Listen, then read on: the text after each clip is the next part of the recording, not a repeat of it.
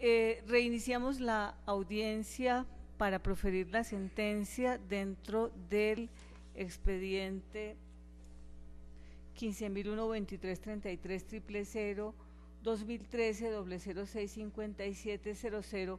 demandante Dora Selmira Mancipe Saavedra. La sala anticipa que accederá a las pretensiones de la demanda por las siguientes razones. En primer lugar, conforme lo establecía la Ley 33 de 1985 en su artículo primero,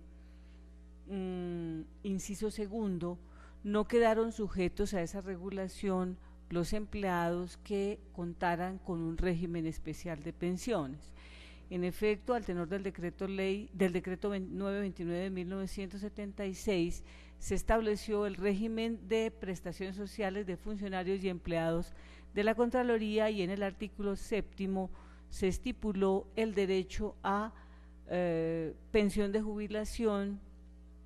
cuando los hombres llegaran a la edad de 55 años, las mujeres a la edad de 50 y cumplieran 20 años de servicio continuo o discontinuo anteriores o posteriores a la vigencia del decreto, siempre que por lo menos 10 de ellos hubieran sido a la Contraloría General de la República, de forma que su pensión de jubilación sería equivalente al 75% del promedio de los salarios devengados durante el último semestre. De igual manera, el artículo 17 de esa misma norma estableció lo siguiente: en cuanto no se oponga el texto y la finalidad del presente decreto, al texto y la finalidad del presente decreto, las disposiciones del decreto 3135 del 68 y normas que lo modifican o adicionan serán aplicables a los empleados de la Contraloría General de la República. Dentro del marco normativo, a efecto de sustentar la decisión que se ha de tomar, se atenderá entonces al artículo 45 del decreto 1045 del 78 en materia de los factores a tener en cuenta para la liquidación de la pensión. Ya se explicará con fundamento en la jurisprudencia por qué se acude a esa disposición, sin dejar de señalar que el decreto 720 del 78 en su artículo 40 también reguló el régimen de salario, de factores de salario en la Contraloría General de la República, indicando que constituyen factores de salario todas las sumas que habitual y periódicamente recibe el empleado como retribución por sus servicios. Esa norma precisó algunos factores, pero no voy a entrar en ese detalle en la medida en que, como ya se ha señalado, acudiremos al decreto 1045 del 78. Finalmente, se tendrá también como fundamento jurídico para la decisión la existencia del artículo 36 de la Ley 100 del 93, en tanto estableció el régimen de transición para quienes tuvieran determinadas condiciones que ya han sido indicadas a lo largo de esta audiencia, de forma que esas personas mantendrían el régimen anterior. En el caso de la Contraloría General de la República, ha sido la jurisprudencia o ha señalado la jurisprudencia cuál es la forma como se establece tal régimen. De manera relevante se trae a colación la sentencia de la sección segunda del Consejo de Estado que unificó, sentencia de unificación de la sección segunda del Consejo de Estado con fecha 19 de junio del 2008, siendo ponente el consejero Gerardo Arenas Monsalve, demandante Fanny Torres Hernández. Allí señaló o reiteró el Consejo de Estado que en diversos pronunciamientos la sala se había ocupado del régimen aplicable a la Contraloría General de la República, señalando que era el decreto 929 del 76, que esa norma no había definido los factores de salario y que en tanto ya la disposición que comenté había determinado que serían aplicables las normas del decreto ley 3135 del 68 a los empleados de la Contraloría siempre que no fuesen contradictorias. Llevó entonces a la sala en esa ocasión a determinar o a reafirmar que los factores de salario a tener en cuenta eran los previstos en el decreto 1045 del 78. De igual manera, en materia del monto de la pensión, También al definir una situación relativa a pensión de los empleados de la Contraloría General de la República y los efectos del régimen de transición en materia de la Ley 100 del 93, el Consejo de Estado, en la sentencia proferida el 11 de marzo de 2010 por la sección segunda, subsección A, con ponencia del consejero Rafael Vergara Quintero, en el expediente 25.023.25.002006-011-95001, dejó claro que así como lo había previsto en casos del régimen general, o entendido en los casos del régimen general, quienes estuviesen en el régimen de transición tendrían derecho al monto entendido como lo devengado de manera integral, es decir, no podría aplicarse una parte de la Ley 100 y una parte del decreto del régimen especial. En esa medida concluyó para los empleados de la Contraloría que sería de manera integral lo devengado en el último semestre de servicios, incluyendo todos los factores percibidos. Digamos que esos son los fundamentos de orden legal y de orden jurisprudencial que llevan a la sala entonces a las siguientes conclusiones. Si en efecto el demandante laboró al servicio de la Contraloría como sucedió por más de 10 años y adicionalmente se encontraba en el régimen de transición previsto en el artículo 36 de la Ley 100 de 1993, su régimen pensional es el del decreto 929 y los factores serán los previstos en el decreto 1045 de 1978. Cuando uno examina la resolución 5623 de 2005, encuentra que en efecto la entidad no reconoció la pensión sobre la base que hemos señalado, sino que acudió al promedio de lo devengado en los 10 últimos años, tomando entonces el ingreso base de liquidación que correspondía conforme a la legislación que no era aplicable, en tanto así se previó, pero en la Ley 100 de 1993. En consecuencia, la pensión del demandante debió liquidarse sobre la base de lo devengado en los 6 últimos años, en los 6 últimos meses de servicio, y conforme se probó dentro del expediente, en ese periodo devengó el demandante asignación básica, bonificación por servicios prestados, prima de vacaciones o vacacional, prima de Navidad, prima de servicios, factores que Colpensiones deberá tener en cuenta a la hora de liquidar la pensión de jubilación. En materia de la prescripción, encuentra el despacho lo siguiente. El artículo 41 del decreto 3135 del 68 prevé que los derechos laborales prescriben en 3 años contados desde el momento en que la obligación se ha hecho exigible. Y el inciso segundo de esa norma prevé de manera expresa lo siguiente: el simple reclamo escrito del empleado o trabajador ante la autoridad competente sobre un derecho o prestación debidamente determinado interrumpe la prescripción, y resalto lo siguiente, pero solo por un lapso igual. Cuando uno examina el expediente, encuentra una primera petición que se presentó el 13 de mayo de 2008, según obra a folios 15 y 16, 79 vuelto y 80 del expediente. Implica esto entonces que en aplicación de la norma que acabo de señalar, la prescripción se purgó hasta el 12 de mayo de 2011. Una segunda petición se presentó el 18 de junio de 2009. Esa petición obra a folios 82 y 82 vuelto, de manera que la prescripción se purgó hasta el 12 de junio de 2012. Pero examinando la fecha de presentación de la demanda, encuentra la sala que la demanda se presentó según obra a folio 42 el 20 de agosto de 2013. En esas condiciones, si bien se había purgado anteriormente la prescripción por los tiempos que yo acabo de señalar, el hecho de no haber acudido a la jurisdicción antes de que vencieran esos plazos implica que el único momento que tenemos para contar la prescripción es la fecha de presentación de la demanda. En consecuencia, los 3 años anteriores serían los causados al 21 de agosto de 2010 y la prescripción habría operado sobre las diferencias en las mesadas pensionales causadas con anterioridad. Así se declarará de oficio por esta sala. En materia del silencio administrativo negativo, que también fue parte de las pretensiones de la acción, en efecto se observó que el 27 de enero de 2012, según obra a folio 17, se radicó o se presentó recurso de reposición y subsidio de apelación contra el acto administrativo demandado 47510 del 15 de diciembre de 2011. Examinado el expediente, a la fecha de presentación de la demanda no hubo respuesta, no obró respuesta alguna por parte de la entidad y adicionalmente, vistos los antecedentes administrativos, tampoco aparece respuesta alguna. Tal como lo preveía el Código Contencioso Administrativo vigente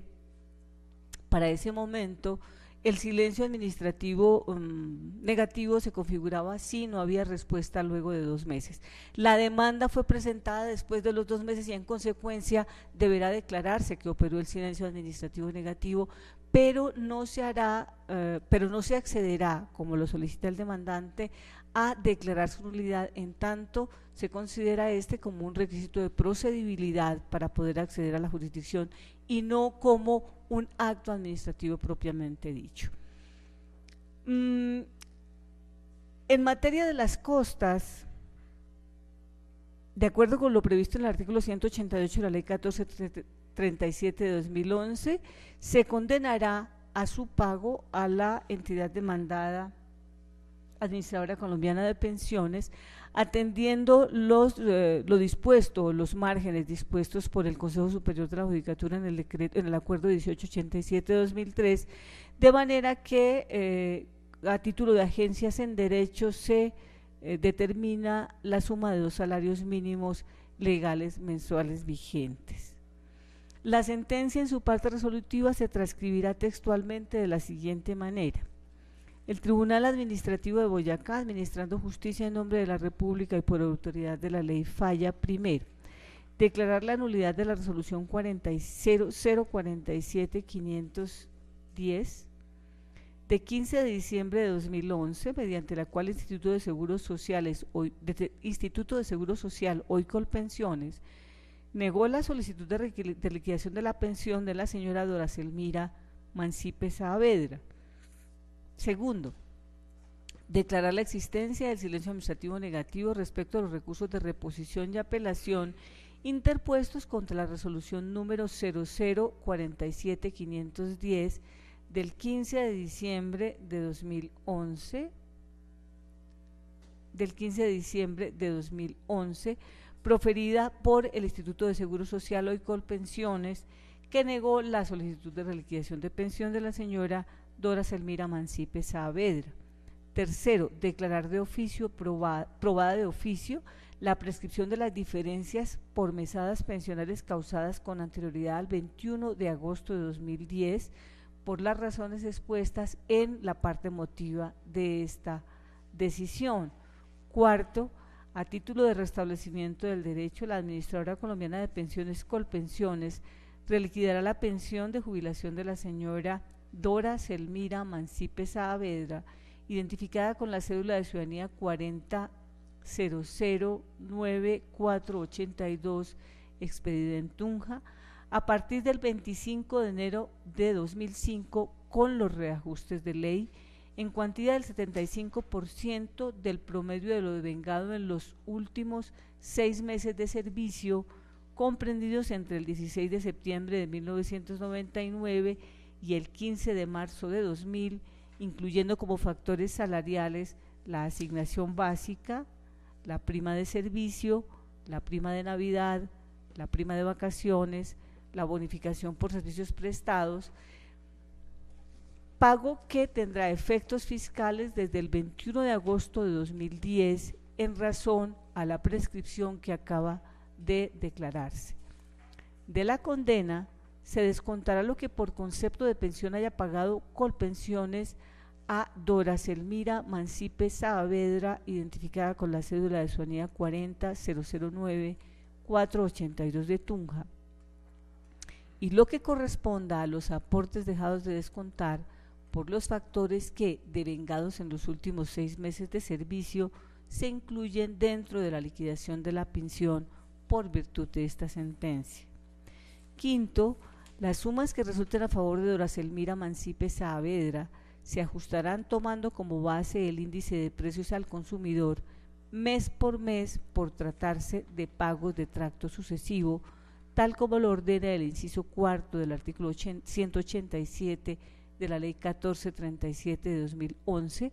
y tales sumas devengarán intereses moratorios a partir de la ejecutoria de esta sentencia, tal como lo dispone el artículo 192 de la Ley 1437 de 2011. Sexto, condenar en costas. Sexto, condenar en costas a la parte vencida, liquídense por secretaría y sígase el procedimiento establecido en el artículo 365 del Código General del Proceso. Sexto, se fijan como agencias en derecho la suma de 1.332.000 pesos a cargo de la Administradora Colombiana de Pensiones Colpensiones, conforme se ha dejado expuesto en la parte motiva de esta providencia. Las partes quedan notificadas en estrado. Contra esta decisión, contra esta sentencia, podrá interponerse el recurso de apelación dentro de los 10, interponerse y sustentarse dentro de los 10 días siguientes a esta audiencia, tal como lo prevé el artículo 247 de la Ley 1437 de 2011.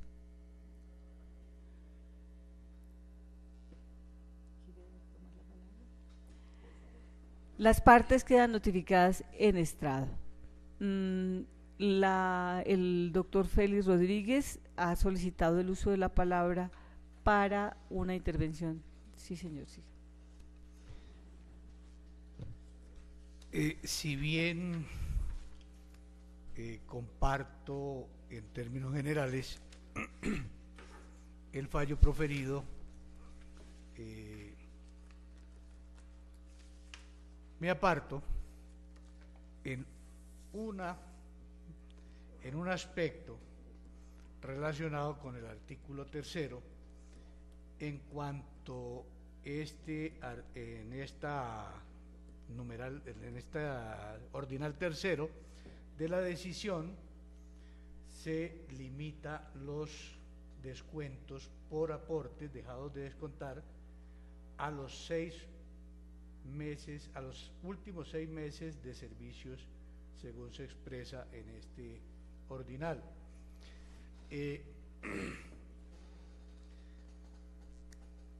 No comparto que se limita, y creo que al limitar a estos 6 meses el descuento de los aportes, de una parte se está infringiendo las normas, o mejor la regla jurisprudencial, pero además de otra parte se está afectando la sostenibilidad financiera de la entidad administradora de pensiones, en este caso de Colpensiones. No es posible, y así lo ha expresado el Consejo de Estado en diversos fallos, reconocer y pagar pensiones con cargo a factores no cotizados, toda vez que la obligación de pago se deriva de los aportes consecuentes que fueron los que efectuó el trabajador durante su vida laboral. La administradora de pensiones no puede sobrevivir en la medida en que ésta se asemeje a la famosa fábula aquella en que el demonio se comprometió a llenar una bota y nunca lo logró porque la bota estaba rota. Con el fondo de pensiones o con los fondos de pensiones ocurre lo propio. Si no se le pone un fondo, si no se le pone un límite a lo que salga de la bota, en este caso al a lo que salga del fondo, pues entonces estas entidades estarán llamadas a desaparecer, con un gran perjuicio para el sistema y para los trabajadores en general, que se verán afectados porque las entidades no tienen con qué pagarles en el futuro sus prestaciones. A mi juicio, no debió limitarse el descuento de aportes tenidos en cuenta para efectos de la liquidación a 6 meses. Estos deben hacerse, a mi juicio, con fundamento en las jurisprudencias que voy a citar seguidamente, por todo el tiempo que el trabajador estuvo afiliado a la Seguridad Social. De una parte, el Consejo de Estado, Sala de lo Contencioso Administrativo, sección segunda, subsección A, consejero ponente, doctor Luis Rafael Vergara Quintero, en sentencia proferida el 22 de noviembre de 2012, bajo la radicación número 76001, raya 23, raya 31, raya 000, raya 2009, raya 00241, raya 01, dijo: ahora bien, en lo que respecta a los factores que no se tuvieron en cuenta para realizar aportes al Sistema General de Seguridad de Pensiones, pero que sí se ordenaron incluir en la liquidación de la pensión en la sentencia de primera instancia, la Sala considera que de la suma que se ordene reconocer a la demandante por concepto de las diferencias que surjan con ocasión de la reliquidación de su pensión de vejez, se debe ordenar hacer los descuentos sobre los factores respecto de los cuales no se hicieron aportes al sistema. La anterior decisión la justifica así el Consejo de Estado. La anterior decisión tiene como fundamento el principio de sostenibilidad del Sistema General de Pensiones, toda vez que el pensionado no puede desconocer que los nuevos factores que se ordenaron incluir dentro de la liquidación de su prestación eran recursos que en su momento se debieron tener en cuenta por la Administración para efectuar los aportes mensuales al sistema, pues con base en ellos se está disponiendo la liquidación de la pensión y la entidad pagadora de la pensión no puede realizar un pago sobre factores no cotizados, toda vez que la obligación de pago se deriva de los aportes con que cuenta y que fueron los que efectuó el trabajador durante su vida laboral. Similar pronunciamiento se hizo por el Consejo de Estado, Sala de lo Contencioso Administrativo, sección segunda, subsección B, consejero ponente Víctor Hernando Alvarado, radicación 13001, raya 23, raya 31, raya 000, raya 2006, raya 00577, raya 01, sentencia proferida el 17 de marzo de 2011. A mi juicio, a manera de conclusión, el fallo no debió limitar el tiempo por el cual se descontarán los aportes a la demandante. En este caso, debió dejarse el término abierto porque se entiende que debe ser por todo el tiempo que estuvo afiliada, a efectos de que sea procedente el pago y además se proteja la entidad administradora de pensiones. De esa forma, entonces, dejo indicada mi aclaración en relación con el fallo proferido en esta audiencia. Muchas gracias. Por último, quiero interrogar si es interés de la parte o del señor agente del Ministerio Público dejar alguna constancia sobre lo sucedido en esta audiencia. No, su señoría. Sin constancias, no, maestra. No siendo otro el objeto de esta audiencia, se verificará que el audio y el video hayan quedado grabados y se presentará inmediatamente el acta para la respectiva firma. Muchas gracias.